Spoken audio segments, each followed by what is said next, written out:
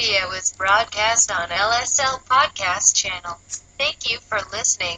Please subscribe to the channel. Let not your heart be troubled. You are listening to the Sean Hannity Radio Show podcast.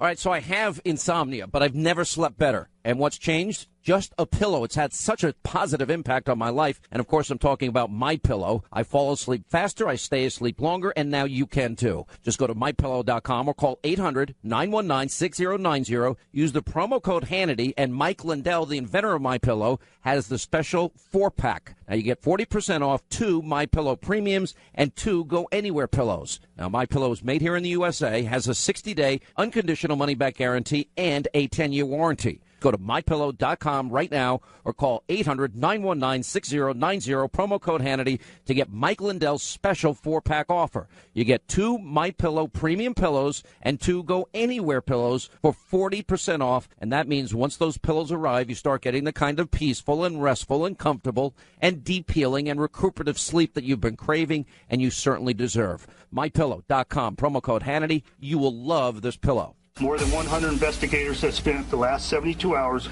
combing through the life of 64-year-old Stephen Paddock to produce a profile of someone I will call disturbed and dangerous.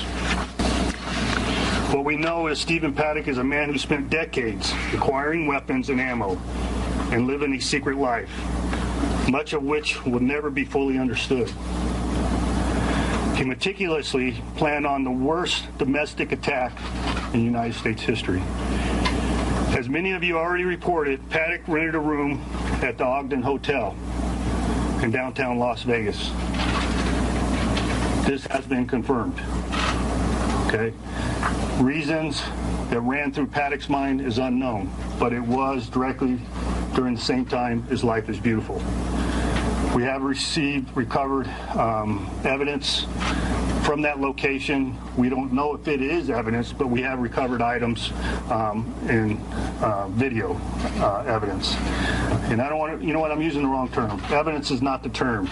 We have recovered video from there to review Mr. Paddock's actions while he was there.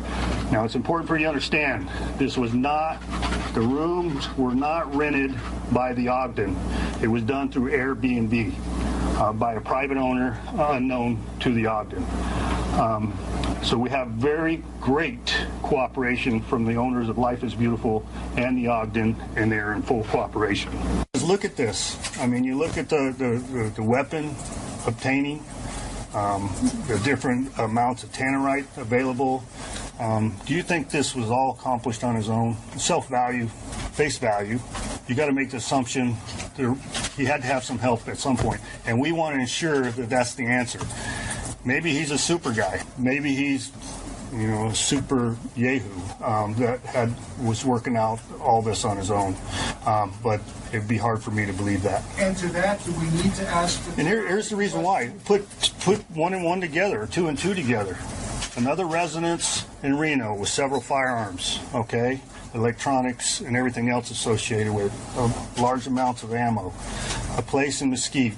We know that he had a girlfriend. Do you think this is all self-facing? Individuals are just, without talking to somebody, it was sequestered amongst themselves.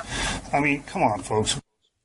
All right, the mystery continues. Glad you are with us. Write down our toll-free telephone number. We're in Vegas again today. News Talk 720 KDWN. I mean, this is beyond a mystery. You're talking about there's less known about this guy, less than we can discover about this guy than any one human being. So it seems on the face of this earth, but they are making progress, and bit by bit we're beginning to put the pieces together.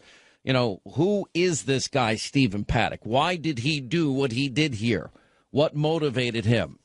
Now, you just heard the sheriff, Las Vegas Sheriff Joseph Lombardo, and they held a press conference again earlier today. The very latest is, we know he's disturbed and dangerous, living a very secret life that we may never fully understand. This was premeditated, meticulously planned in every way possible. He had spent decades acquiring weapons and ammunition. We know he had 50 pounds of explosives and 1,600 rounds of ammunition. He did rent the second room in downtown Vegas, the Ogden, and that room was rented by him, and that's been confirmed. We have a timeline that we want to share with you. It's actually, the cops got there faster than I had originally thought. I mean, they actually got to, it was 12 minutes when they got to the, or 12 or 11 minutes to the 32nd floor. But it just so happens there had been 2 police officers that were taking care of another matter at the Mandalay Bay, and they heard about it. First, they went outside because they thought it was a different location. Then they went back inside, and they actually made it in 7 minutes to the 31st floor and then realized the gunfire was coming 1 floor above them. The shots fired lasted entirety about 10 minutes, from 10:05 to about 10:15. And let's see. What is Linda saying in my ear? And so much more that is happening. Anyway, so we have, then the other issue we have, a security officer who was shot tells the Las Vegas Metropolitan Police Department the exact room location. That happened then. 8 additional officers, again, this is about 15 minutes after the original shooting, arrived on the 32nd floor and begin to mow down the clearing every room, looking for injured people, and so on and so forth. You know, you think about this, these 2 officers that were actually at the hotel, and they hear this, and they went up. They weren't in SWAT gear. They knew that this sounded like an automatic weapon. Technically not an automatic weapon. We can get into the specifics of that later on, but that's what happened. One of the things that scares me a little bit, and it does go into a little bit of this gun debate, is they found the 50 pounds of what's called tannerite. It was described to me by one of the people on the terrorism task force here in Nevada, and that I spoke to at length last night, that it could serve as napalm, if you will.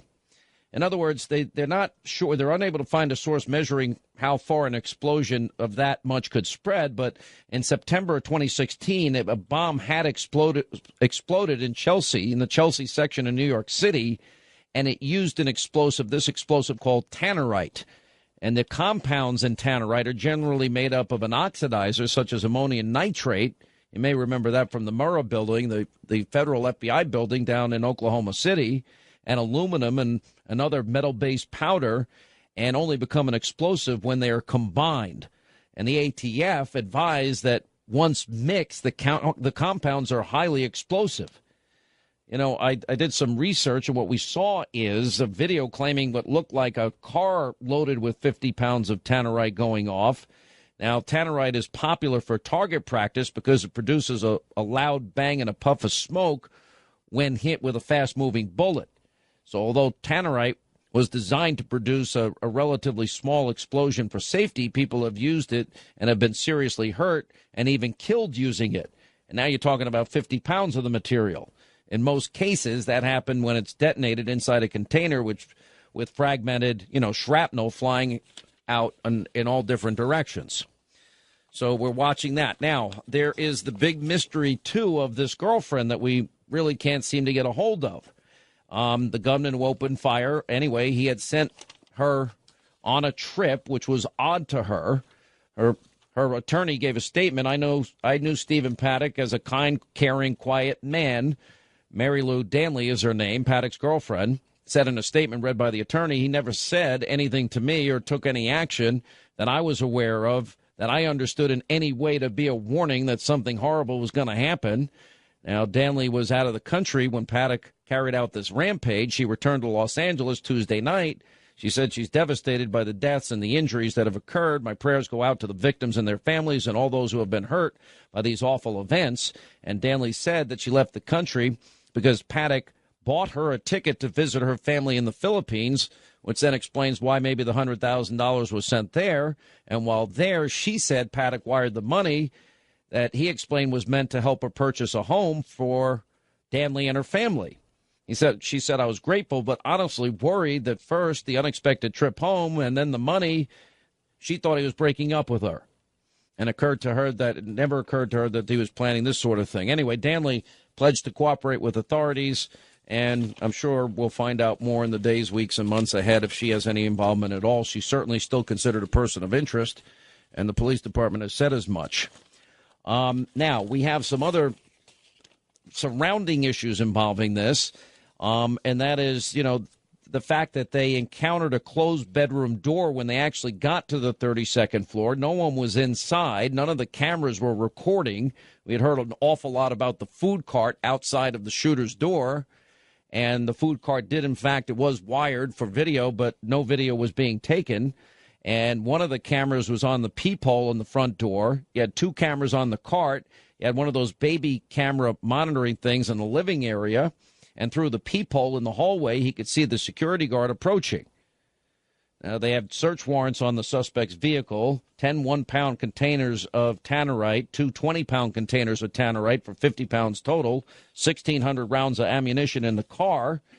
And, having not understood the trigger points of what would cause this, they haven't been able to count the rounds yet. It's not a suicide note. And they did not see another individual with Paddock when he was gambling in terms of the early footage that they've been able to gather. So that's pretty much the latest about what we know. Now, we do know a few other things here, that investigators are now looking for some mystery woman that was spotted with Paddock just before the massacre. This was NBC News' report. They said the FBI is trying to track down the so-called mystery woman spotted with him in the days prior to the attack. They don't know if she had any connection to the attack, but they'd like to speak with her as they build this timeline of his last days.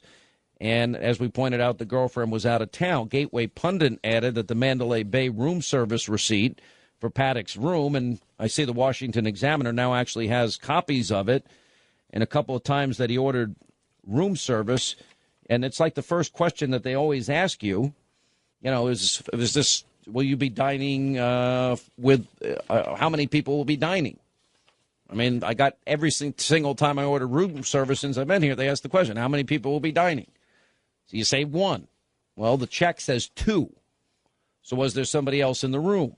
Now, some people said that the brother had suggested, well, it wouldn't be unusual for him to order two meals. Okay, but that doesn't give an answer to why did he say two when asked the question, how many people will be dining? We learned today, also NBC in and around the Boston area, that officials in Boston were informed today that the Vegas shooter originally wanted to target Fenway Park. Anyway, NBC News reports the gunman who opened fire in Vegas researched Fenway Park in the months before the massacre, according to senior law enforcement officials briefed on the investigation. At this point, there's no evidence that Paddock ever traveled to Boston. All is known is that he did research on the city involving outdoor concerts and hotel rooms overlooking the concerts. Now, Fenway has hosted several concerts like Lady Gaga, Billy Joel, New Kids on the Block. Most hotels in the area have an obstructed view of Fenway or no view at all. So maybe that's why he came and chose a Vegas location. But again, it doesn't give us a motive. It doesn't give us a reason, a why, a how come. We know the gun store owner says that Paddock brought his girlfriend along as he shopped for a modification device. This is a store owner in Texas who had previously sold guns to this guy.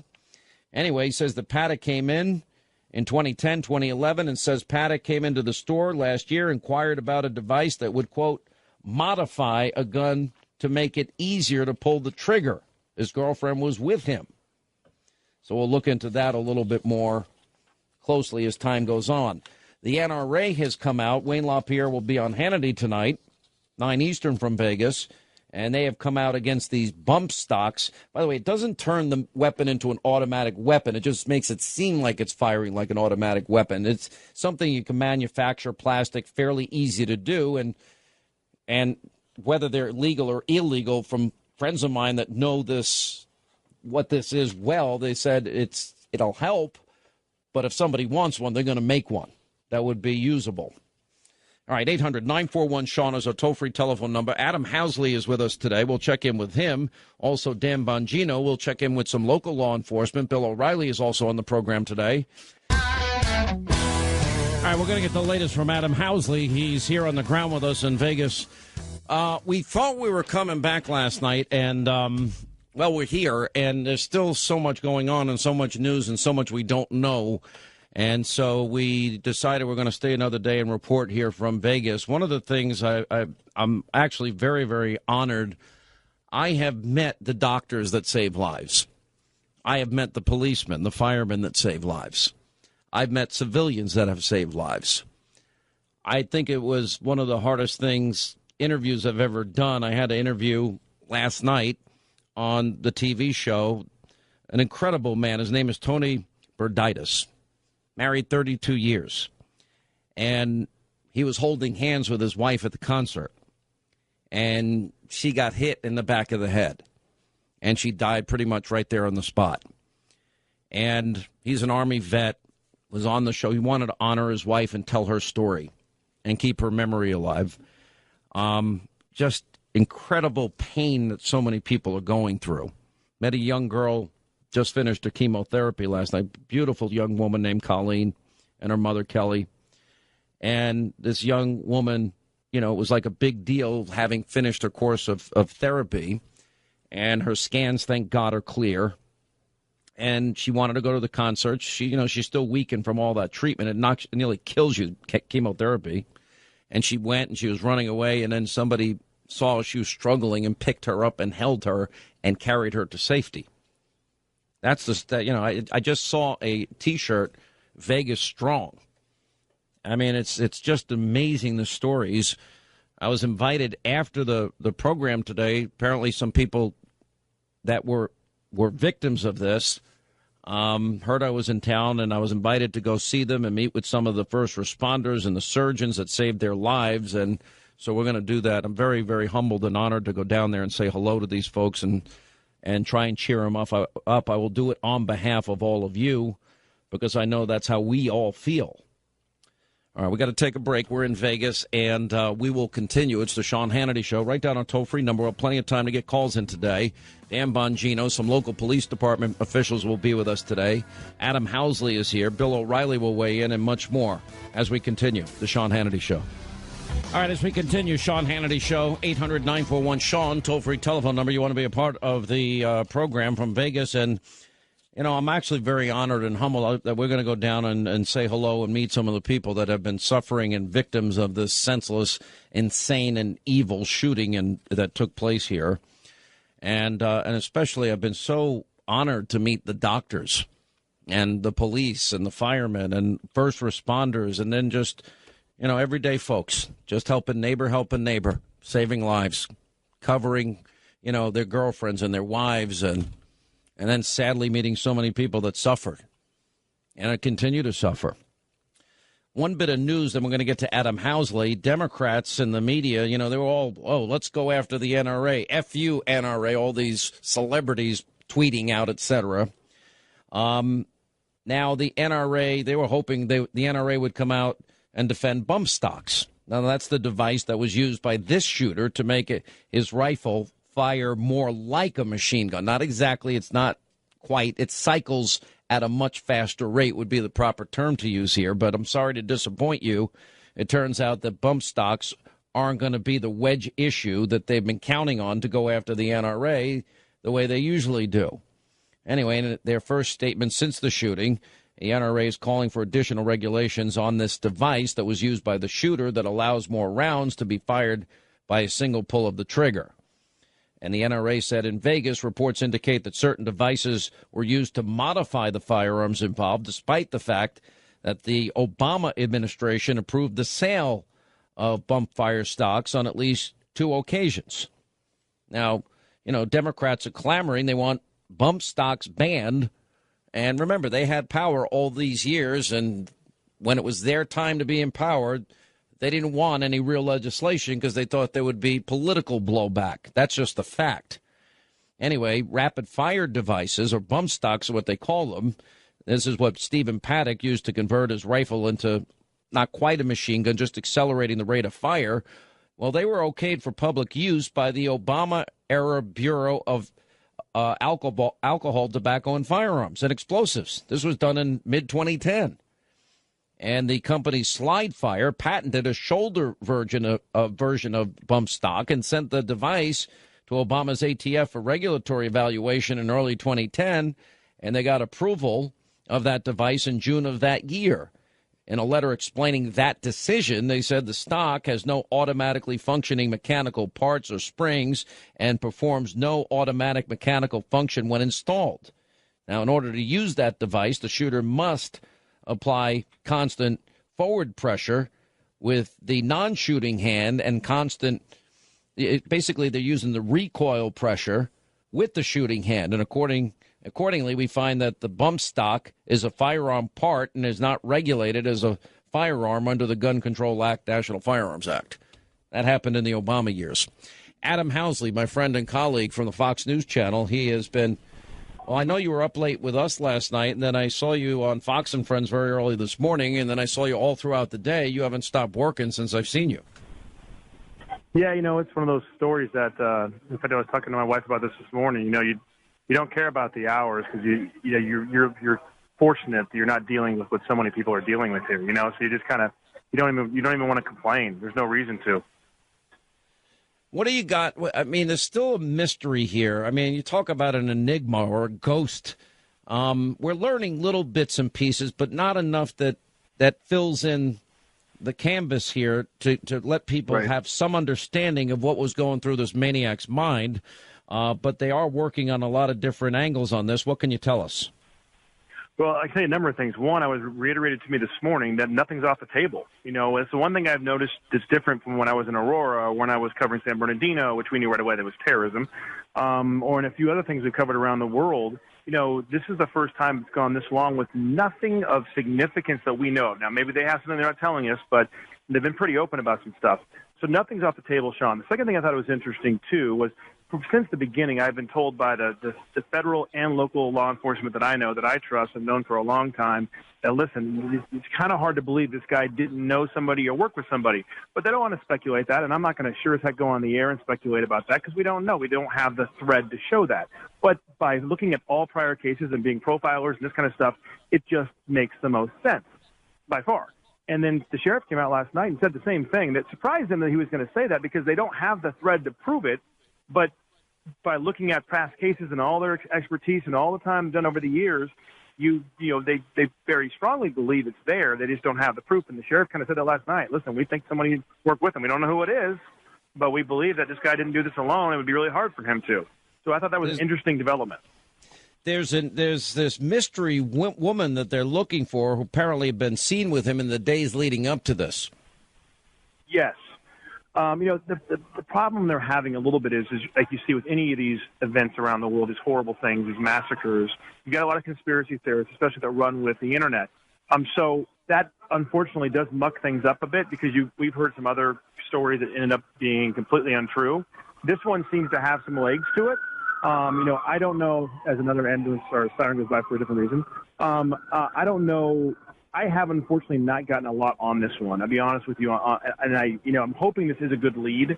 I have seen the receipt that people send me and viewers have sent me about supposedly there was a two-person charge in that. There's an easy explanation. I've been to hotels before and seen a two-person charge because I ordered two things. So that there could be an easy explanation for that. There was an easy explanation I talked about last night on the show about why people thought there were other floors where there was gunfire because that hotel is mirrored. I want to go through this because actually one of the task force guys, the terrorism task force guys, actually showed me varying illusions on that very hotel. For example, when the sun is at a certain angle, it looks like the windows are all blown out of half of the Mandalay Bay, and it's not. And all of us have seen the pop, pop, pop, pop, pop look at the lower floors. What have people told you about that? Exact same thing. And actually one of the tactical guys that responded that night I met and spoke with, and he said that also hindered them a little bit because, anytime there's a breaking news situation or a situation like that that's chaotic, people are going to see things and hear things, especially with those buildings. You're going to get echoes, and because it's Vegas and they're all mirrored, you're going to get reflections. So they truly didn't know if there was only one gunman or there were 5 or 10 gunmen. They didn't know. And so the last thing they want to do is to get their tactical teams in there. Now they get shot. I mean, that makes the situation even more dire. So those reflections did make it a bit difficult. They had an idea there was at least somebody on the 32nd, around the 32nd floor, but they had to clear all, and it was dark, so they had to clear all those other locations in order to get the team in. I'm told they went in through the back door because there was no reports of shots obviously fired on the backside, and that's how they eventually went in, and then they cleared floors that way.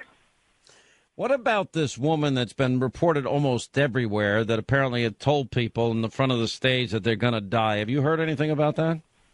It's one of those, again, that's one of the stories that were sent to us early on. I haven't seen any evidence of it. Sometimes, again, people can be spooked and something can mean nothing and it becomes obviously a bigger thing. I'm not saying it did not happen. I'm saying I don't know anything. Obviously I had a lot of viewers that sent me stuff, check into it. I've made some calls, just hey, check into everything. You never know, especially when you have no background on this guy, really. And at this point, I have nothing on that. But, you hope that isn't true, because if that is true, now you're talking about a much different situation, Sean. Yeah. What are the other angles that we're looking at here? What are the police? I mean, the fact that this guy has no social media presence is a little bizarre to me and to everybody else here. I mean, even though he's a bit older, I mean, the fact is, I want to know about that. I also want to know, where are the videotapes? This guy supposedly was a big, poker player. He liked to play, what do you call it? Poker on the machine. What do you call that? Video poker. Video poker. Yeah, so apparently he spent a lot of time in casinos, and he was a pretty big bettor. That means they have to have hours of footage of this guy, don't they?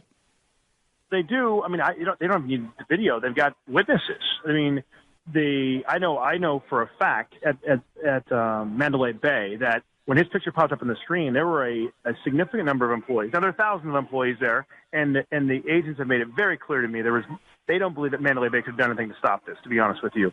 They've found really very little fault. And if anything, they found, the security guard and other issues. They think Mandalay Bay, there's a lot of heroes involved there. I'm sticking up for Mandalay Bay. That's what they tell me. Having said that, when his picture popped up there, a number of them basically said that their stomach dropped, because he was known to be a gambler. They'd seen her, his a companion, Mary Lou, with him. And he generally would be spent some recent time at the pool. There's two cabanas specifically. I've been at that pool right before. Beautiful, nice area, tons of cabanas, relaxing location. There's two of them that are set aside just for people to gamble a lot. And he had been using those to a significant amount in recent months. So he was known here in other casinos as well. Yeah. All right, Adam Housley, I know you've been just working so hard, and keep digging for information. Anything else new you get, I know you'll have on Hannity tonight, our new time, 9 Eastern. By the way, we don't get to see each other a lot, but we've been friends a long time at the Fox News Channel, and you always do a phenomenal job, and I know how hard you work every day to get the bottom line for these stories you're working on, so thanks for being with us. Thanks, Sean. Thanks for the opportunity. All right, 800-941-SEAN, if you want to be a part of the program. I want to give a couple of political items just to stay focused here, although somebody just sent me some breaking news. Let's see what this is. Pull it up on my iPhone. I wish it would go faster. Okay. Yeah, I already have that. All right. The House Committee, the House Homeland Security Committee, gave their first approval to the broad scope of the president's border wall. This is what I was saying was necessary for the president. In other words, clearing a bill that would authorize $10 billion in new infrastructure spending and new waivers that would speed up the construction of the wall that the president, this is the money that he wanted. This is the money that he needed approved ahead of time. As I always said, you always get the tax increase. You never get the spending cut. You always get the consideration for those that didn't respect our laws and sovereignty. You never get the wall built. So anyway, it would be $10 billion. This would be the money for the border wall. And they're starting the process to appropriate enough money to cover the entire cost of what this is going to be, which is a big start. Democrats vehemently opposed this bill in committee, saying the wall is a boondoggle. But anyway, Republicans backed the bill 18-12, party line vote, saying it's time to get a handle on our borders. That is the first good sign. Do I think there's going to be some type of consideration as it relates to DACA? I'm told there will be, but I'm told it will not include a path to citizenship legalization or amnesty, and that there's penalties. That's for those people that were here taken into the country by their parents. There is a new report out that shows that Hillary Clinton, she's been out there complaining about Harvey Weinstein. He's a big movie buff guy. And, I guess he was with Miramax over the years in some different places. Variety's reporting that he's now hired a bunch of high-powered attorneys to push back on a soon-to-be-published bombshell story in the New York Times and apparently the New Yorker dealing with sexual allegations, improper workplace behavior against him, and a lot of women making the charges, believed to be on the record. And, he's the mogul of Weinstein Company, and he's literally gone out and he's gotten David Boies, who's one of the best attorneys. He represented Al Gore in Bush v. Gore, one of the smartest attorneys I've ever met. And Lisa Bloom apparently was hired. Ronan Farrow, didn't he host a show on Conspiracy TV? He did. Apparently he now is doing the story for the New Yorker. That's interesting. And maybe Lanny Davis is going to be a part of this. This is going to be apparently a war. So now that the New York Times and all these other places, he's one of Hillary Clinton's biggest fundraisers. Wonder if Hillary's going to say anything about this. After all, she said women have a right to be believed, didn't she, at one point? So we have a lot of different angles. I got to say a lot of thanks here because we will definitely be headed back tonight, but we're going to go immediately to the hospital. And the people I have met here, I can't really explain. When you meet doctors that have saved so many lives, I mean, they're taking in hundreds of wounded people. Amazing. You hear the everyday person that helped pick up somebody that was really struggling to get to safety during the shooting. Amazing. You hear the police scanners. Amazing. You see what the police did. Amazing. See what the fire department and paramedics did. Amazing. You see all the doctors and nurses that were off duty come flying into work that day. And as one doctor told me, it's a miracle that we were able to save a lot of the lives we saved. It was like triage. It was like a war zone. He described it. And, over 500 people injured coming in at once, gunshot wounds. You got serious injuries here. And they just did an amazing job. It's very humbling when you meet really, this is the America I know. The goodness that is America, the goodness that is the American people. And I want to convey this to you because I'm so honored having met so many of these people. And we'll introduce more of them to you tonight on Hannity. All right, when we come back, we're going to check in with our law enforcement experts, Dan Bongino, some local law enforcement. Bill O'Reilly later in the program. We'll talk to him about his thoughts on all of this. We'll continue from Las Vegas. All right, as we continue, we're in Vegas. We have some of Vegas' finest will join us. Dan Bongino will join us. We'll get a lot of your calls in 800-941-SEAN. We'll get Bill O'Reilly's take. Hannity tonight at 9 from Vegas. Hope you'll join us.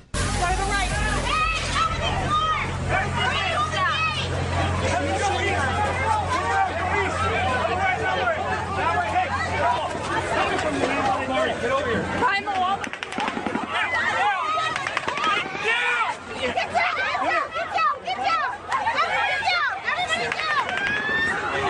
Get down right here.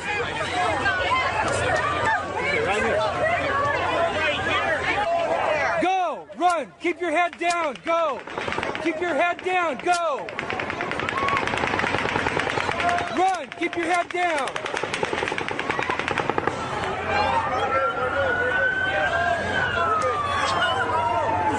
Keep your head down, run, go. Keep your head down, run, go. Come on, keep your head down. Yo, come on, run, go. Come on. Keep your head down, run, go.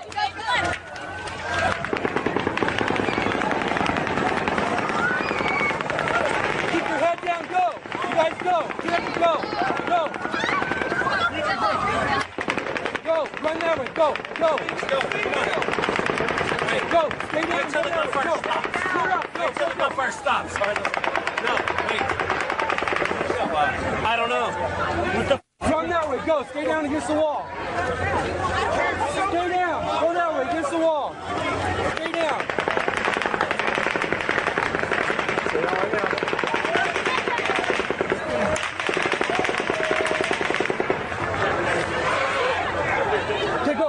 Run, now go, run, go.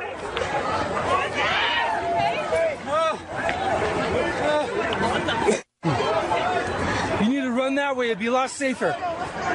Right, Weston, run that way, go. While they're not shooting, go.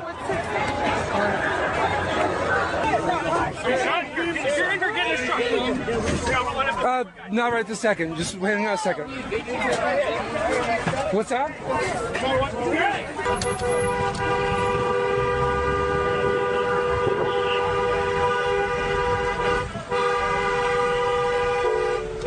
Line in. Please say a command. I got 5 wounded. One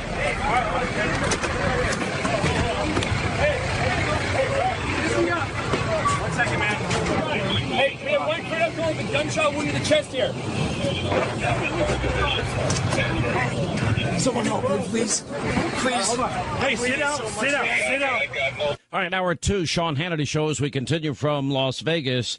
The voice you heard there was yet another hero as this evil and this carnage began, the voice of Raymond Page, and you hear him directing people away from danger, head down during this Vegas shooting incident, and he transported some people that were wounded in his truck and got them down to the hospital so they could be safe and secure. You know, we saw some of the footage that was released by the Vegas Police Department, and we saw the heroism there. Then we heard, of course, the dispatch call where they got up to the 32nd floor. Now we know it was, about 11 minutes right after the first shot was fired. Amazing response time considering where it was and how quickly they got up there and what they've been able to do. And every one of these people were putting their lives on the line for others. It does make you wonder that maybe if there's another high-profile incident that involves the police, that maybe for once the American people can unite around the idea that, well, police too have the right to the assumption of innocence and that we could at least give them the benefit of the doubt. And there's never been a resisted arrest that's ever going to look good on some, iPhone videotape that somebody's taken. It's never going to look pretty. Somebody's resisting arrest. It will never look good ever. But we did have a lot of cases where we do rush to judgment. Baltimore, Freddie Gray and Ferguson, hands up, don't shoot, never happened. Even have Cambridge police acted stupidly. A great rush to judgment there. In a sense that, Colin Kaepernick, he can start taking a knee and wearing socks depicting the police officers as pigs. A lot of people taking a knee with Colin Kaepernick. And I say this because, we need to remember what it is these guys do. We seem to forget. This will be a distant memory at some point down the line. There's going to be a high-profile case, and you're going to have the usual suspects on the left out there, saying convicted. They're the judge, jury, and executioner. No evidence presented. Look at the case in Ferguson with Officer Darren Wilson. He wasn't even indicted. And he wasn't indicted because the eyewitnesses, predominantly an overwhelming number of them African-American, came forward and said it was Michael Brown that reached into his car to grab his gun. And then they testified that he charged Darren Wilson. And Darren Wilson had no other choice but to defend himself. Joining us now, Dan Bongino, former Secret Service agent, NYPD, contributing editor at Conservative Review. Randy Sutton is with us, 34-year police veteran of the Las Vegas Police Department and spokesman for Blue Lives Matter. Welcome all of you to the program. Dan, I know you a long time. It's amazing that, we forgot about what the heroes did on 9/11. I'm assuming probably people will forget here, and there'll be a high-profile incident, and there'll be probably the predictable cast of characters on the left that go out there and attack them. Yeah, Sean, it's really disappointing. When I was in the Secret Service, we had an expression called get big. When everything broke bad, you were supposed to get big. Everyone else is going to duck, and you have to get big. You have to take those bullets. You can't afford to let those bullets hit your protectee. And our nation's cops, the men and women out there doing this every day, they get big every single day of their lives. And it's a disgrace that they're forced to make split-second decisions. They don't have the luxury of going back and chalk-talking things afterwards. And the first response by attacking liberals on the left, who have nothing better to do than to relook at this over the time and relitigate every use of force matter, consistently err on the side of attacking our law enforcement. These guys and these ladies are the best of us. They deserve the benefit of the doubt, like you said. Yeah. Randy, you've been on the department out here for decades. I want to talk to you about this. One of the things that came out today is that, every time I've been in a hotel, and it's happened since I've been in Vegas, you call room service and they say, how many is this for? How many people will be dining? And we have the receipts of the shooter, and in 3 or 2 separate incidences, he ordered for 2 guests. Now, some people are saying, well, not necessarily true. What do you glean for that? Don't they always ask the question? And why would somebody say 2 guests if it was only 1? Oh, I agree with you. There was. I think it's pretty clear that there were 2 guests. Now, whether that other guest, may have been, you have no idea. He may have called a call girl to come up there since he was planning this mess that he accomplished. You don't know, but it is certainly a lead that needs to be delved into, because there's a very good possibility that this was an individual who had some knowledge of this this crime. And so this is a very active lead that needs to be followed. Yeah. What do you think about that, Dan? Yeah, that's kind of interesting. I mean, just to be candid, when I'm in a hotel room, Sean, I eat like a monster, so I order for two regardless, so you don't know. But that is kind of suspicious. But I'm not, I don't know. The sheriff yesterday has been terrific, by the way. It seemed to indicate that there may be some evidence of an accomplice here somewhere. So I'm not so sure that I want to jump to that he acted alone. He may have had some help, but he also indicated there may have been, or someone insinuated that there may be some radicalization here that happened as well. I mean, again, just being candid, Sean, this is a case, it's an enigma wrapped in a mystery. I mean, none of the pre-attack indicators, in my experience as a Secret Service agent, associated with targeted violence, none of them are there.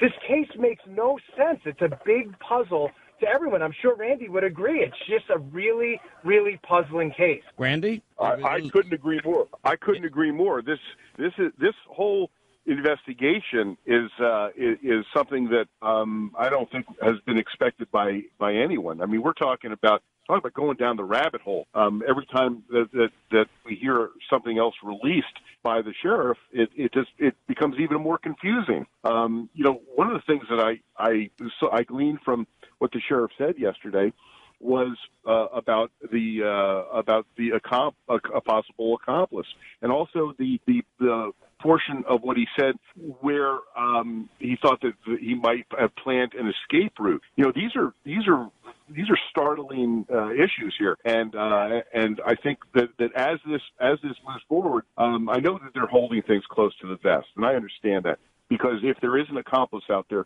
they don't want to tip their hand. But so law enforcement needs to be given a little latitude here. Let me ask you. All right, go ahead, Dan Bongino. Go ahead. Just one quick thing. Randy's right. Like, the escape route, that makes absolutely no sense. When you plan these kind of mass casualty attacks, to plan an escape route, you don't go in a hotel room. The hotel room has one way out, Sean. I mean, unless you're going to jump out a window, which you're obviously not going to do, which is the door. It's just another thing about this case that is so puzzling and perplexing to anyone who's been a law enforcement professional. All right, let me ask you both this. So we got the timeline last night. The shots were first fired by the suspect at 10:05. By 10:17, you had two officers on the 32nd floor. I agree with what the sheriff says, Sheriff Lombardo. That is a phenomenal response time under the most difficult of circumstances. I don't think you can do any better considering the distance that we're talking about from where the shooter was versus where he was shooting towards. What are your thoughts, Randy? Well, I'm glad you asked me this question, because not 5 minutes ago, I was given some exclusive information that you're going to hear right now, and no one else has told this story. The reason that the response time was so good was because there were actually two police officers, a field training officer and his trainee, who were in Mandalay Bay taking a report when the shooting took place.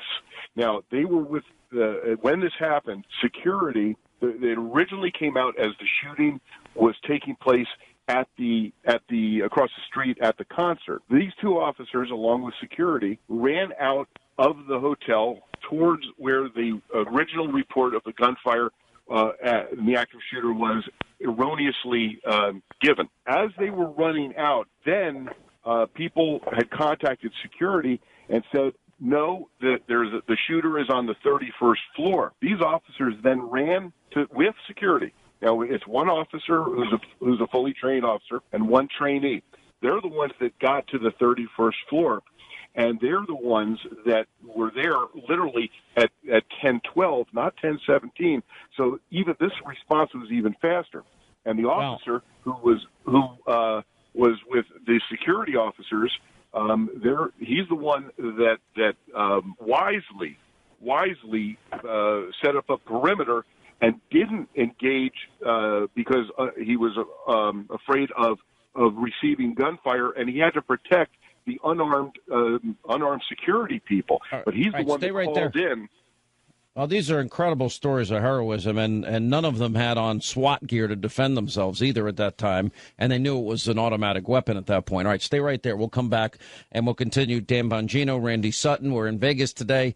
We'll have more with Dan Bongino and Randy Sutton. Later on, Bill O'Reilly joins us, and we'll get your calls in straight ahead. All right, as we continue, we're in Vegas today. Dan Bongino and Randy Sutton is a former Vegas Police Department on them veteran and, of course, former Secret Service agent, NYPD, Dan Bongino. All right, Randy, let's go back. So they got up there in 12 minutes. In the 13...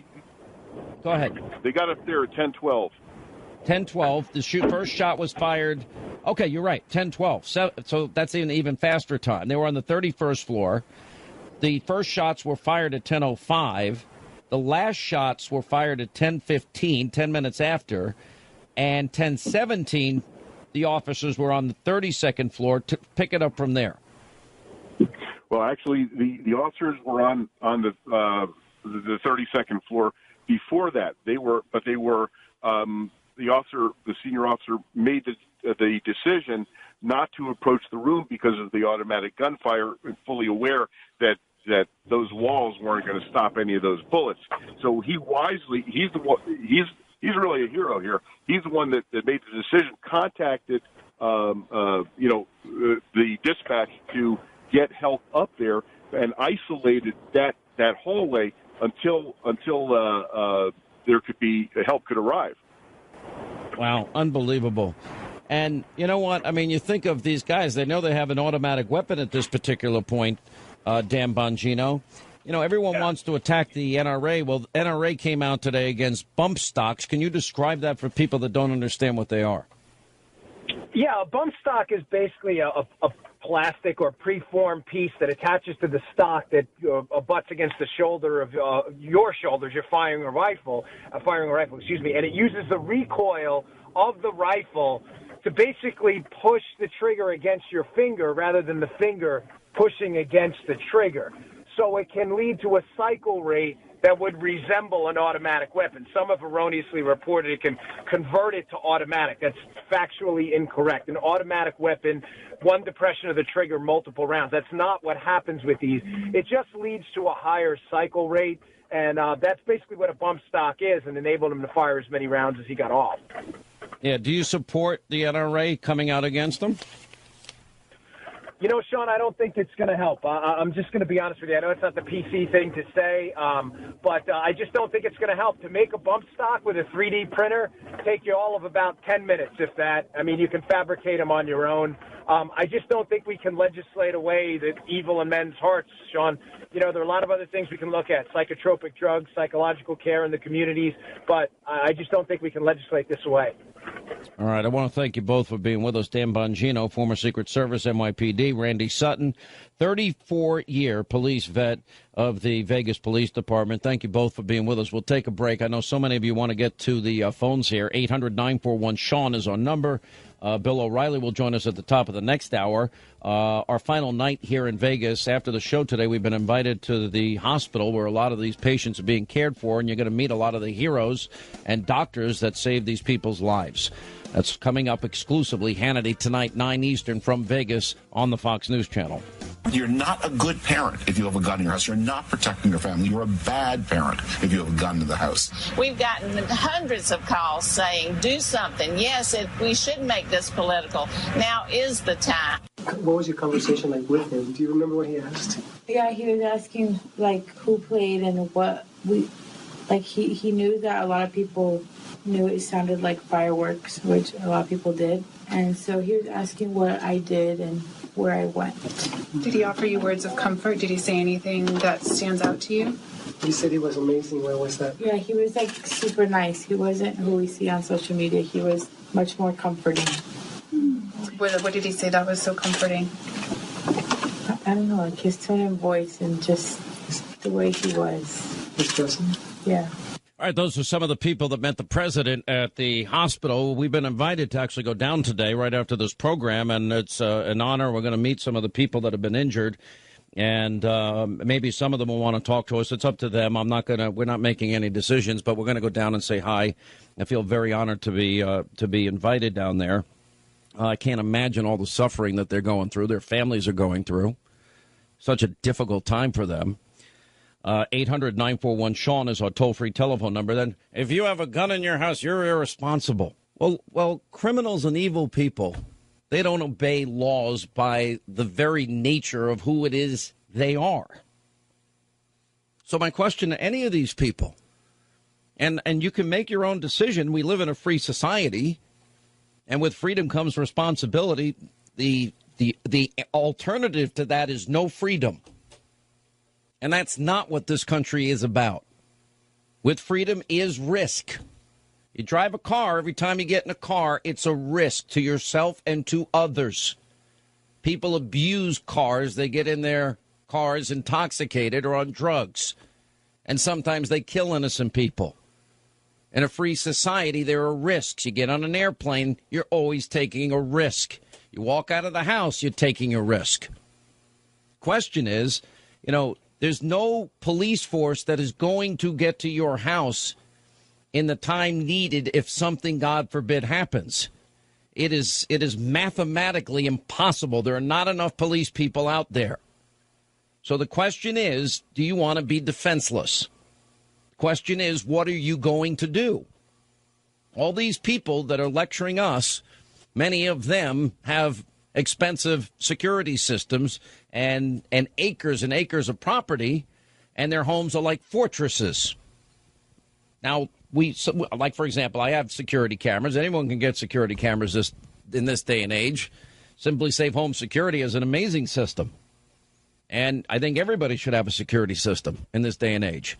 You get motion detectors, glass shattered, boom, you're notified immediately. But then what happens if it's a home invasion or a robbery or a burglary gone bad? Maybe they didn't think you were home. So everybody's got to ask themselves a question. What are you going to do at that point? Now, I've had people that have told me I'm just afraid of guns. And you know what? That fear is actually healthy. A gun, like a car, like anything else, is dangerous. And my advice to people is, I always say overcome your fears, but the best way to overcome a fear would be not to say, I'm going to go out and get the biggest gun. What's the name that you like, Hannity? What gun do you... People have asked me. I said, well, my answer to you is, what gun would you like to be trained in the use of? If you don't want to really become proficient at using firearms, you can get a shotgun. That'll stop somebody. Really don't need great aim in that particular case. Just literally aim right at them and fire. But what are you going to do if somebody has a weapon and they're coming for your children? What are you going to do if somebody has a weapon and they're coming for your house? What are you going to do as a husband if there's 2-3 people and they're assaulting your wife and daughter and son? And you say, well, Hannity, that's not going to happen to me. Yeah, to tell the people that it's happened to. There's evil. Okay, as a country, we've got a nuclear arsenal to defend our liberty, our freedom. Somebody comes into your house, your space, wants to commit an atrocity against your family, kill your family, rape your family.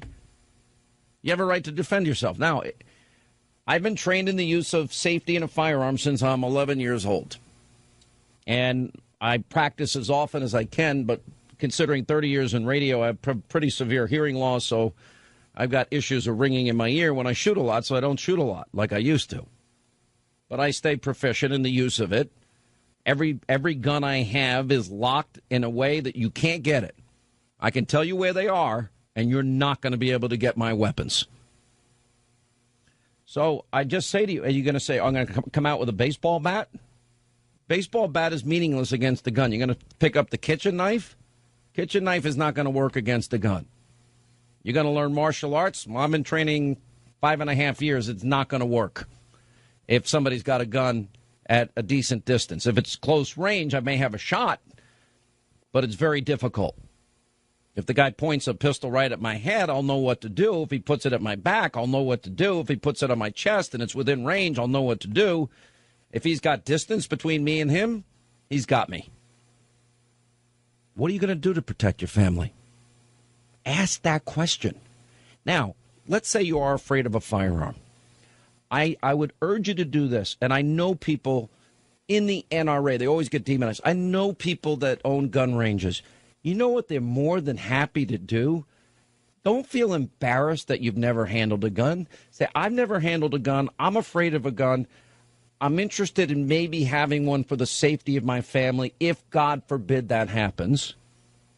But I would have to get trained in the use of one. And you know what they're going to do?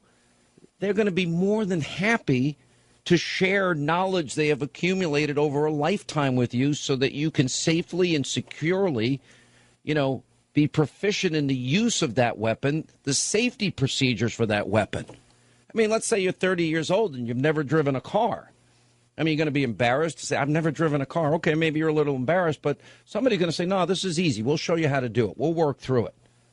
By the way, I've been teaching my 2 kids to drive.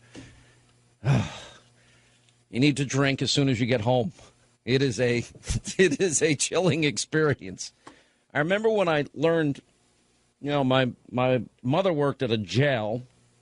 My father was in family court. They both had firearms.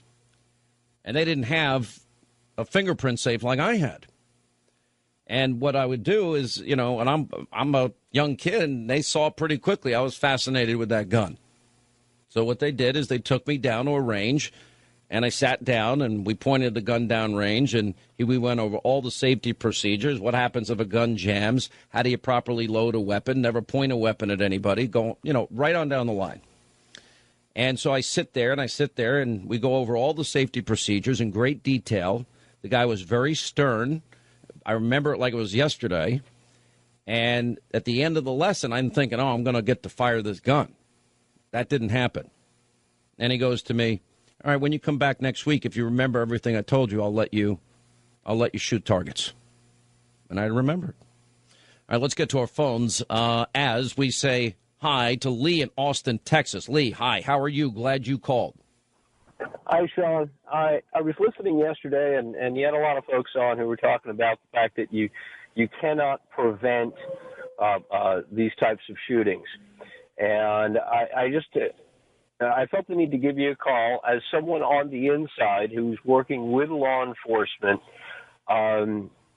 We are working on a solution, and we are going to be able to prevent these things from occurring. It's not going to come in the form of laws or even technology. It's all based in understanding what are those observable behaviors that match the specific psychological stages that someone goes through when they go from, gee, that guy would never do that, to, oh, my God, I can't believe that guy did that. We're not quite there yet. I mean, we're still pouring through tons and tons of case files, but we're going to be able to prevent these things. And the answer lies in an understanding of behavior. It's all based in behavioral science. We've used this methodology to prevent crimes in other areas of American life that were previously thought unpreventable. But, Lee, I don't doubt all that's going to help. But remember, law enforcement, they have to be right 100% of the time. And these guys just need to penetrate once. I absolutely agree with you. I mean, you're never going to prevent 100% of everything. But this, we've seen it time and time again where there are very specific behaviors that are common in all of these cases that occur over a period of time. And they are observable and they get reported, but nobody connects the dots. And what we're working with law enforcement on is how do you connect all those dots together so that someone knows to say, okay, well, we've had a level 1 behavior here and a level 3 behavior here and a level 5 behavior here. We see a progression of behaviors. Somebody needs to go pay a visit and see what's going on. And that's really the key. Listen, we're going to get to the bottom of this mystery. There is something profound underneath this, and I have faith that we'll get to it. These things sometimes take time, but I'm confident that we're going to get to the bottom of it. Anyway, Lee, thank you. Appreciate it. 800-941-SEAN. Robert is in South Carolina next on the Sean Hannity Show. What's up, Robert? How are you? Glad you called, sir.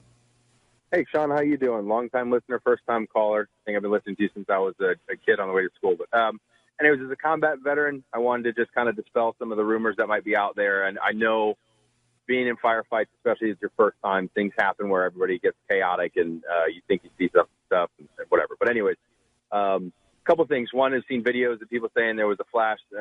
There were flashes on the 4th floor. And so the shooter was really on the fourth floor and all that kind of stuff. Well, first of all, it's the city of lights. Second of all, a lot of those weapon systems, you're not going to see a muzzle flash from that far away. 400 meters is not really going to happen. And then, it could be a fire alarm on the fourth floor. Nobody really knows. Second of all, the video of somebody coming up through the floor. They think somebody was on the ground floor firing.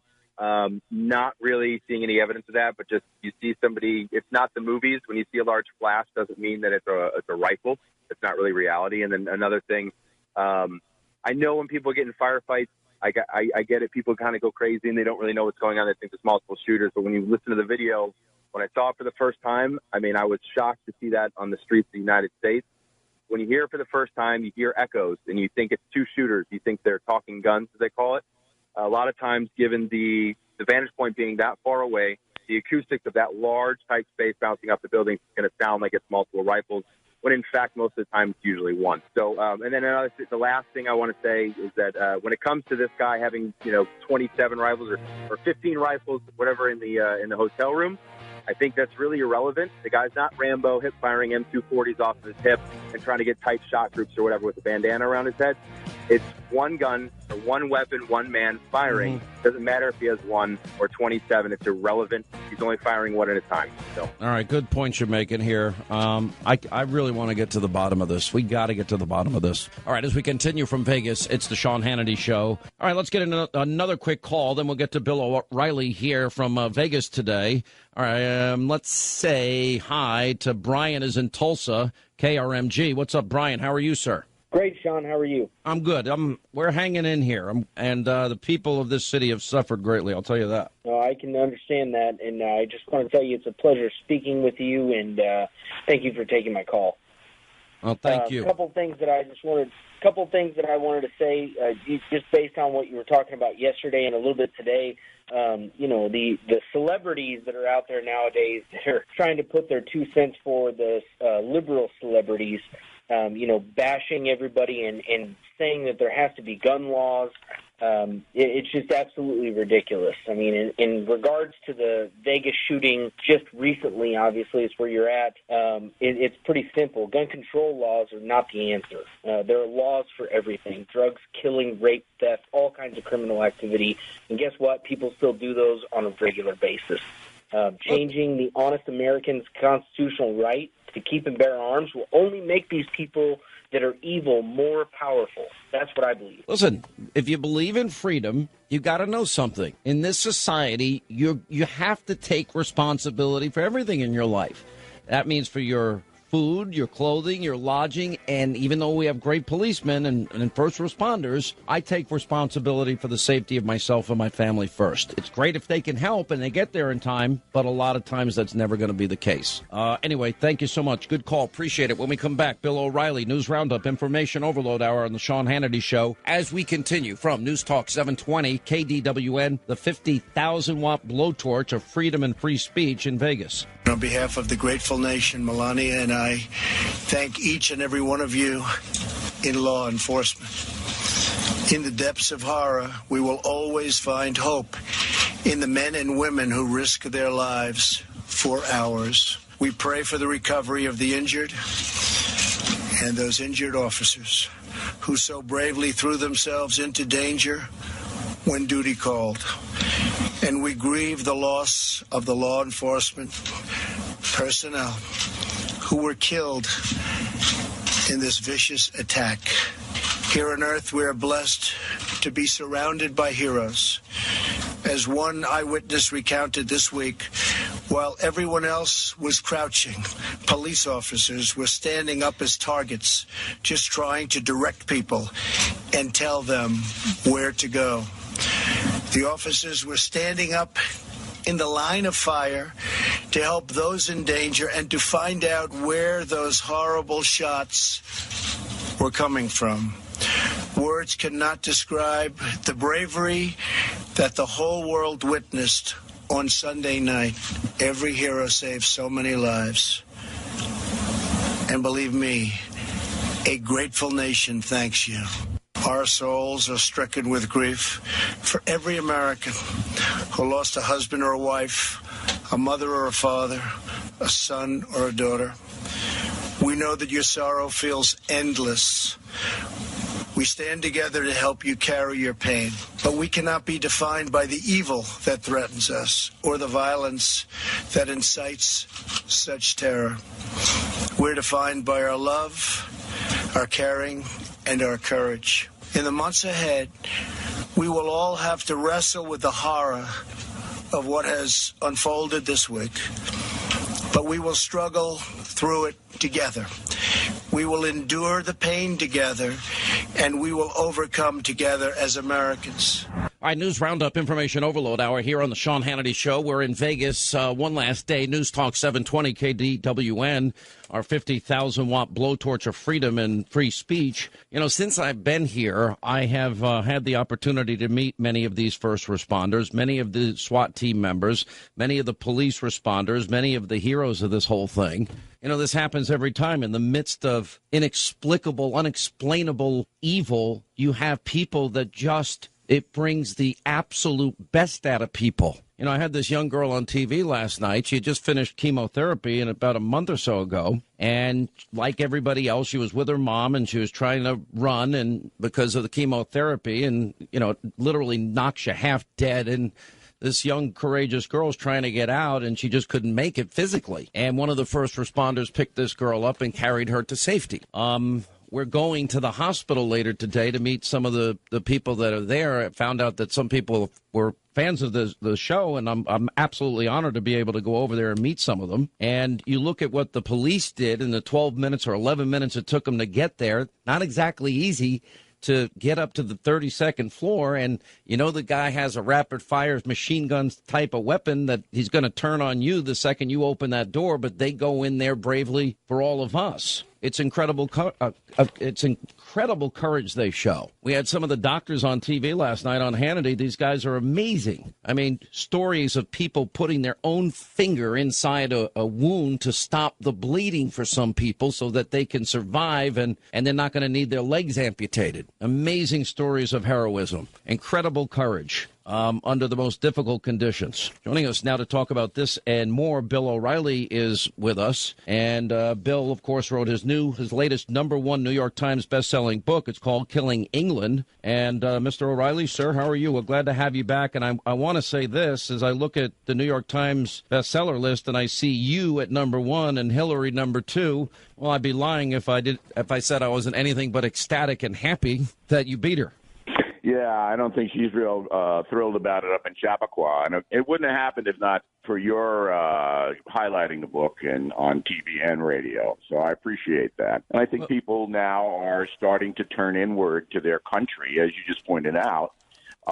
We're a noble nation. And I think that people are having enough of the America bashing. And even though this massacre in Vegas reflects poorly on the country overseas, the heroism that all of us are witnessing is almost overwhelming. So people want to know how we developed our country, who was in charge, Washington, Jefferson, Franklin, who they were as people. So they're responding to the book very, very well. And it ties in, even though it's a book about the Revolutionary War, it ties into what's happening today. And I wanted to make one more point. People who don't follow television industry, they don't know this, but it just struck me how dominant your program on television is this week. And the America bashing networks, and they'd never admit it, they just wouldn't, but they are. You know, they're bashing Trump, okay, but it's, you know, Black Lives Matter is good, the NFL dissenters are good, all of that, on and on and on. Nobody's watching them. Nobody's watching them. And this is a breaking news story. This is hard news, not analysis. So why are MSNBC and CNN not getting the audience? And it's because I believe that people don't trust them. They don't trust them to tell the truth. Bill, how could they trust them? They colluded with Hillary Clinton. This to me was one of the great underreported stories. And that was, we had evidence through WikiLeaks of collusion with just about every major news network, cable network, and major newspaper in this country. And then, of course, we've gone how many months now? It's almost a year of Russia. And so often they've been proven wrong. And you never hear, oops, we're sorry. Here's the correction. We'll put it on A1 above the fold. That's never going to happen. And I just never going to happen. I think journalism's dead. It's more profound than that. Yeah. It's more profound than that, Hannity. Look, you and me and most people listening to your radio program right now are very interested in politics and what happens on a daily basis in Washington and around the country. Okay. But the majority of Americans are not. They're dancing with the stars, they're watching the game, they're playing on their machines, they're chasing the kids around the house. This story in Vegas, this engages everybody. Everybody. You don't have to be a news watcher to tune in to find out what is happening. So why aren't they tuning in to CNN and MSNBC? They don't know how ridiculously slanted they are. You know, they heard it, but it's not an experience. But I think that people are wising up, that they're not, it's overkill. The left has gone way too far. And most Americans say, you know what? We're not going to get the real story there, so we'll go to Hannity and the other programs on Fox, or we'll go someplace else. We're not going over there. You know, when you think back when we started the Fox News Channel and we were there from day one together, nobody thought we would succeed. I mean, we were actually laughed at. The first review of Hannity and Combs was Alan Combs looks funereal and Sean Hannity has a bad haircut and shouldn't be on television. A buddy of yours, Vern Gay, wrote that. I don't know what he wrote about you at the time. And what I'm seeing, and this does really dovetail into your book, because you took a very interesting approach in Killing England in that it's the major events and battles and conflicts during the Revolutionary War told from the perspective of Washington and Franklin and some others. You never painted them as these heroes that were infallible or perfect people, because none of them were. And we're living in a time, Bill, where institutions are under fire. You know, look at the whole Black Lives Matter movement. Look at Colin Kaepernick is supporting a murdering thug dictator Castro. He's wearing socks that depict police officers as pigs, and he begins this movement of kneeling. Then it gets picked up in the entire NFL during our national anthem, but they'll stand in England for God Save the Queen. And then we have the battle over monuments and memorials, and let's rip them all down and let's erase America's history. You know, let's forget that there are heroes when evil does come amongst us. And it just seems like there's a large part of the country that wants to rip these institutions apart.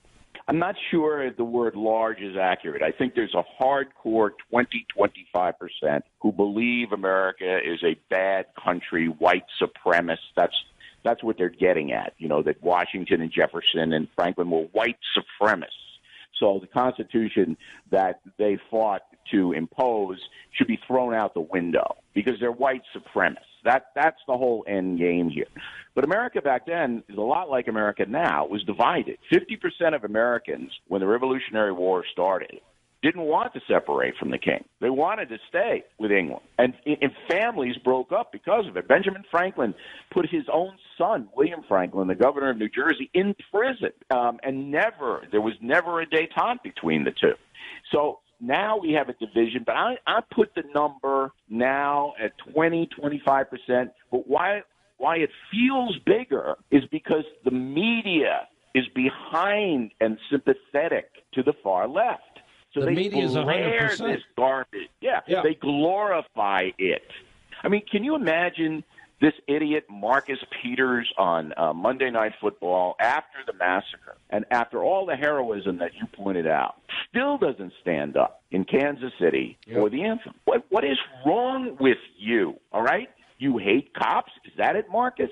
What is it? If I were the general manager of that team, Marcus would have been suspended just for offending Americans on the day of that massacre. And, you know, I think, well, guys like you and me, we're making our stand, and we talked about this on television. We're making our stand now. If you think it's a bad country, we're going to challenge you. If you do untoward, dishonest things, if you pay people to lie about other people, we're going to expose you. And that's what happened in the Revolution. Washington, Jefferson, these guys stepped up, put their own lives at risk every single day because they believed in something.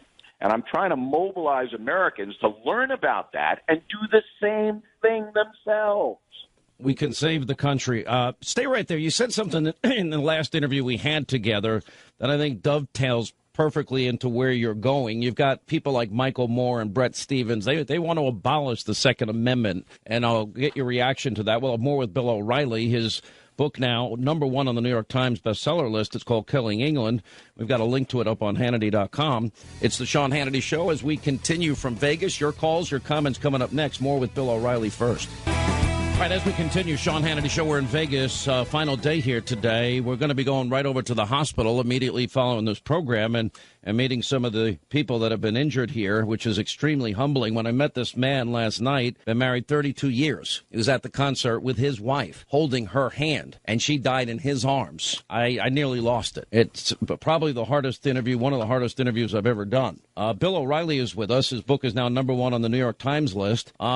You know, we're talking about this hardcore left. You put the number at about 25% of Americans. I would argue that might be an accurate number, but the media is certainly 100% hard left or 98% hard left. I argue journalism is dead in America. And then you have a bunch of people that just aren't really informed and are susceptible to bumper stickers and slogans and the playbook that the left plays every election season. But last time you were on, you talked about how ultimately the left, the hard left, would want to get rid of our Constitution.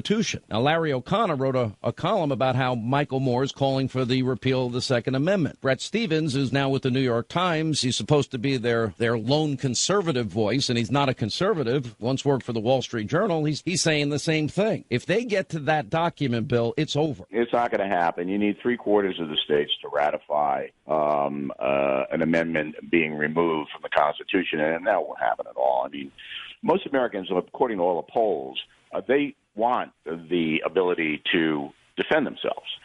They don't believe the government should have the power to seize anything. And I don't think that's going to change.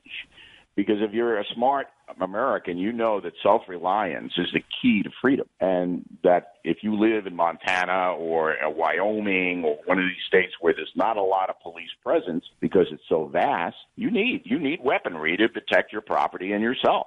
And even in places like Chicago, where most of the gun violence is taking place, the laws there are extremely stringent against guns. They don't work. So the facts say that any kind of mass movement like Michael Moore would want isn't going to happen. What should happen is that there are things that the authorities, both state and federal, can do to protect public safety better. And two of them are these. Number one, and we found this out on BillO'Reilly.com, it was almost stunning. And if you are buying a mass amount of weapons legally, like this assassin did in Vegas, that is transmitted to the FBI into a big database, but it's not flagged. There's nobody looking at it. So it's there, but who's looking at it? So this guy's got 50 high-powered weapons bought in a year, and the FBI doesn't know it. That's insane. Surely they have the technology. If something's out of the ordinary, that they are pinged. Hey, look at this in Nevada. Maybe we should send a couple of agents out to talk to this guy. Why he's got 50 high-powered weapons. What's the reason? He's not arrested. You don't confiscate. But you, just as they're doing with Islamic terrorism, you surveil. You investigate. Look, okay? So that's number one. We could do that. The FBI has to do that. Number two, we don't have time for number two, and I'll tell you what. If you want to stay through the break, I'll hold you over. We'll take a break. We'll come back. I hate cutting people off, but we do have the constraints of time. 800-941-SEAN. Final moments with Bill O'Reilly coming up. Then we're going to get to your calls. 800-941-SEAN. As we continue, many thanks to all our friends out here in Vegas. News Talk 720, KDWN, our 50,000-watt blowtorch of freedom and free speech. Hannity tonight. Remember our new time, 9 Eastern.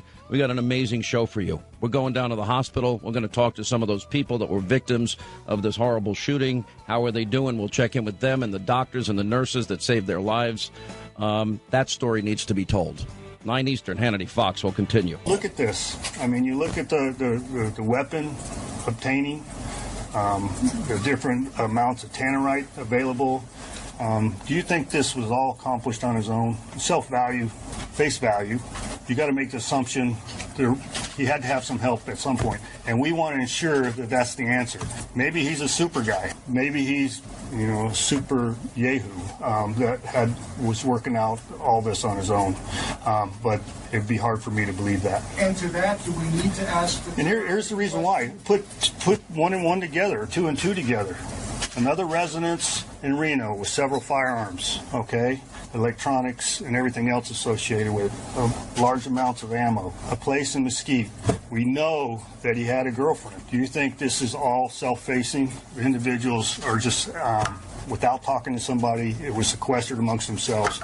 I mean, come on, folks. All right, that's the Clark County Sheriff, Joseph Lombardo, saying that he assumes the shooter had some help in some way, matter, or form. We're still waiting for information about something about the background of this guy. The girlfriend thinks he was the greatest thing since sliced bread. I have my own suspicions on that matter. And over time, I think the American people will discover that there's something, some motivation, some reason that somebody did this beyond just he snapped. There was way too much premeditation in the case. One interesting thing that was said, I mentioned last night that I talked to Tony Berditis. Tony Berditis was married 32 years to his wife, Denise. He's an Army veteran. And I asked him what he thought about all this discussion about the Second Amendment. And he said he would never relinquish his Second Amendment rights. His wife died in his arms. They were holding hands at a concert. She got shot in the back of the head, died instantaneously there. Just the saddest thing, so unnecessary. And for those of you that doubt evil exists, what happened here in Vegas was evil. There's a lot of darkness in the world. There's a lot of evil in the world. Bill O'Reilly continues with us as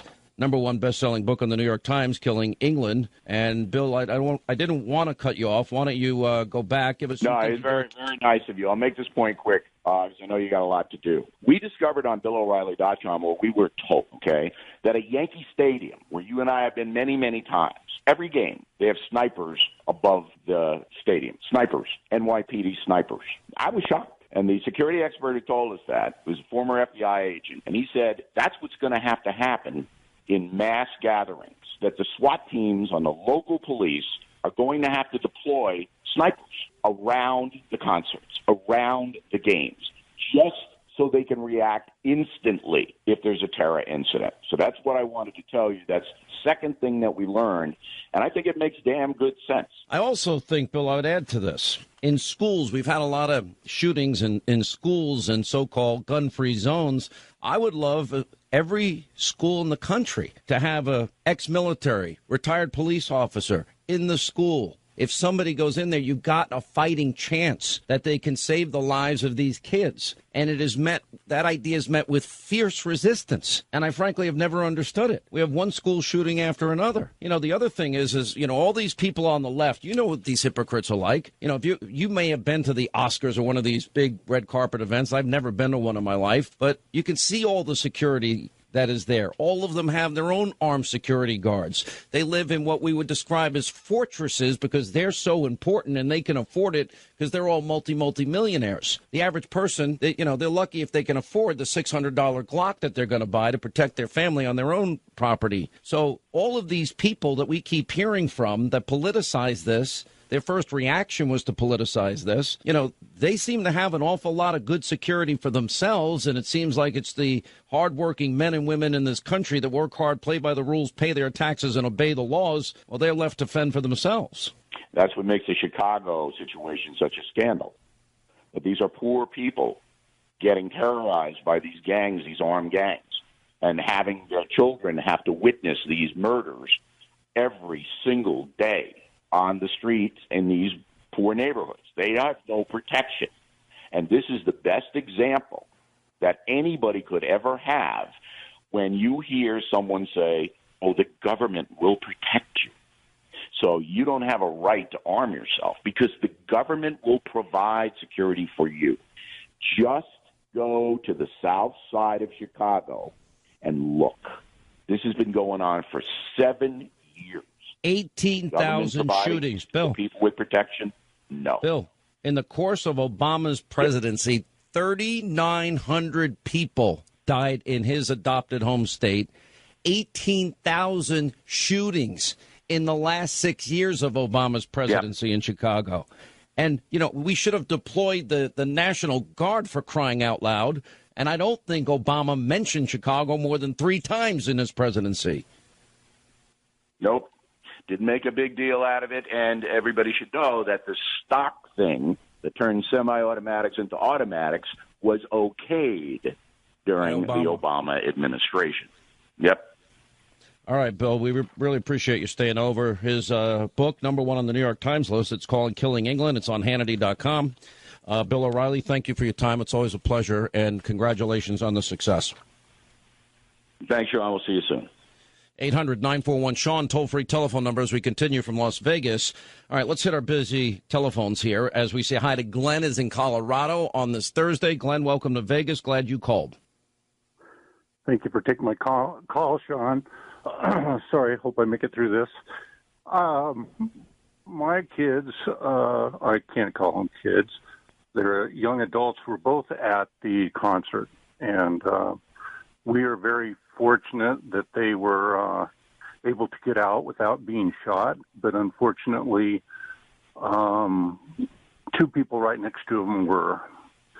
And what I want to do is kind of have maybe people think a little bit more, and our prayers are out for the people that have lost people in this horrific experience. And our prayers are out for the people that are in the hospital. But I don't think that we're really talking too much about, our prayers need to be for everyone that was at that venue. They all were scarred. They've been through something that I don't think we wanted any of our kids to go through. And yet it's going to be in their memory forever. My kids are going to go through therapy or counseling, I don't know what you want to call it, in order to get through this, because obviously I don't have the ability to do it. When they need to go through professionals that can help them step through something that they've seen. My daughter probably feels so bad about it of being standing next to her husband up in the front and had actually moved over to the other side of him. And another gentleman kind of took up where she was at, and that person was shot and hit the ground, and the person next to him was shot and hit the ground. She said neither one of them moved, and all they could think about was run. We're so thankful to have first responders that can run in a direction that is opposite of what human nature is, which is run from danger, and they're running into it.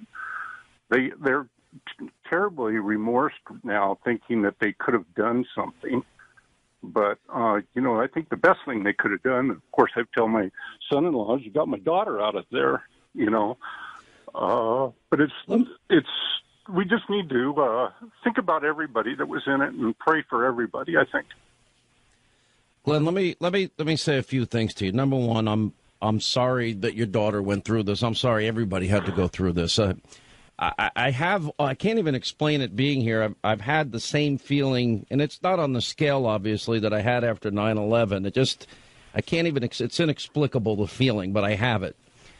And it's funny you say all of this. Kaya Jones was on stage with John Rich, and she was on the TV show last night. And I talked to her after the show, and she was asked to sing God Bless America at the UNLV football game this weekend. And she said to me, I don't know if I can do it. I don't know if I can get through it. And she expressed a lot of the emotions that you just expressed. And that is that she feels guilty. She survived. She feels, what else could I have done? And she's second guessing herself. The only thing I will say to your family, your daughter, your son-in-law is, there are things in this life that I can't explain. I don't have the answers. I do believe in God, and I do believe that, there's a mystery that we'll know on the other side of this life one day. And I just think that for them is they've got to put their heart and their faith in the fact that it wasn't their time, whatever that means. And, for the rest of their lives, I know they're going to be different people. Getting help, by the way, is not a sign of weakness. And to my mind, it's a sign of strength. talking to a pastor and talking to a professional and, maybe just talking to your friends and just going out and saying, I need to get this off my chest. I need your insight. I need your help. And you'll be amazed at the amount of love and friendship that people offer. I have friends in my life that, I can download anything to. So I don't think what they're going through is at all unnatural.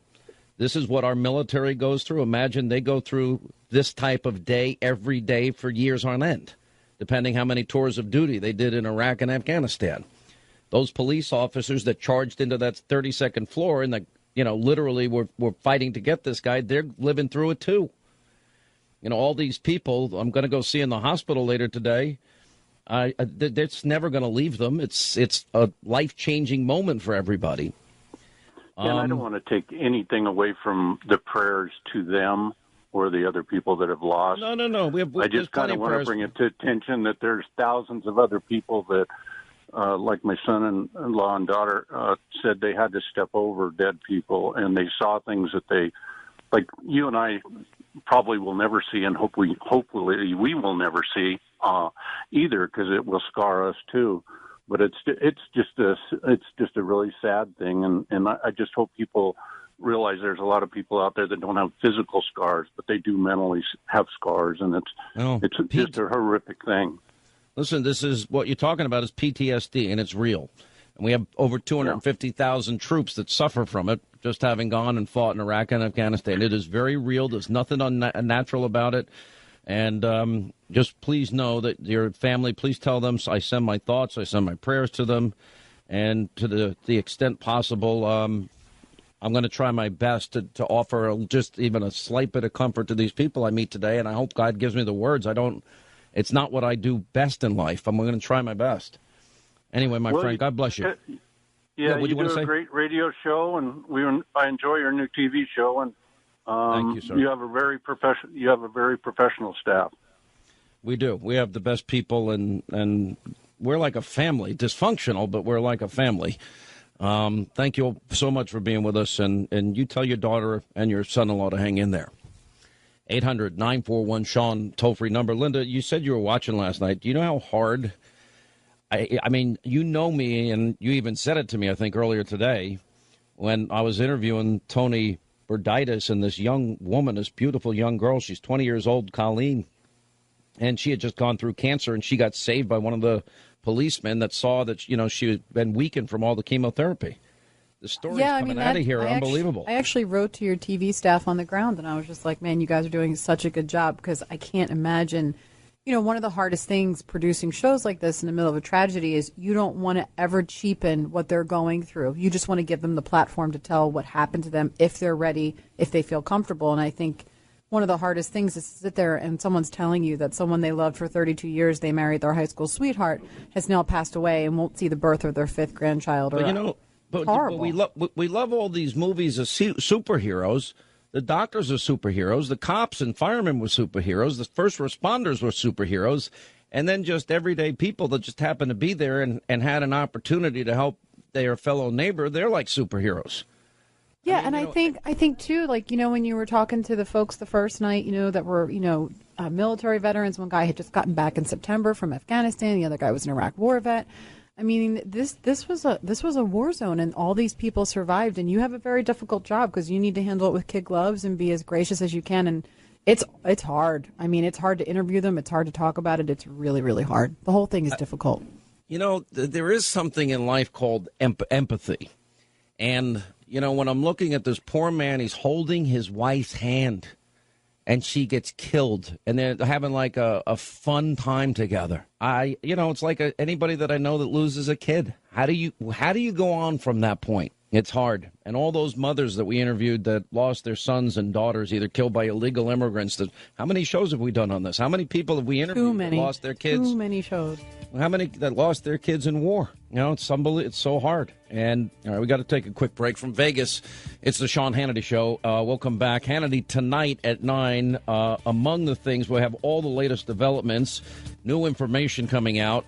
and trying to get to the bottom of this evil madman. And we're going to meet some of those people that are heroes and some of those people that were victims of this horrible shooting tonight at 9, our new time on the Fox News Channel. All right, Hannity, we've been invited to go to the hospital. We're headed over there now to meet some of the victims. We'll have full, complete coverage of all of this. 9 Eastern, Hannity from Vegas, Newt Gingrich, many of the people that were heroes, Wayne LaPierre, and much more. We hope you'll join us. Set your DVR, the new time at 9. We'll be back in New York tomorrow, and we'll see you tonight. Thank you for being with us.